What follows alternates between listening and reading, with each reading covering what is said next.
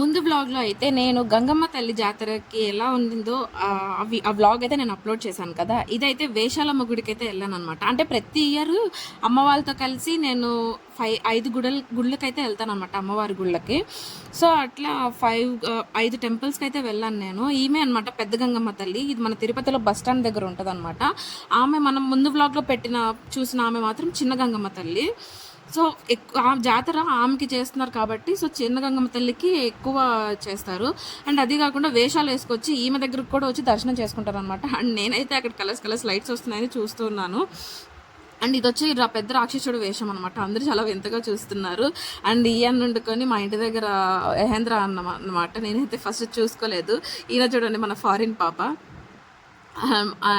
మా ఇంటి దగ్గర ఉంటాడనమాట ఈ అన్న కూడా ఆడవేషం వేశాడు. అండ్ వాళ్ళ కొడుకు కూడా చిన్న కొడుకు కూడా వేసాడనమాట. అండ్ క్యూలో వెళ్తున్నప్పుడు వేషాలమ్మ గుడికి కూడా వెళ్ళాను. అండ్ ఇది వేషాలమ్మ గుడి దగ్గర అనమాట. మన క్యూలో వెళ్ళినప్పుడు కమ్మటి మజ్జిగ అయితే ఇచ్చారు. అండ్ అలసిపోయి ఉంటారు కదా ఎండకి. సో ఇదైతే నిజంగా మంచి సేవే అని చెప్పచ్చు.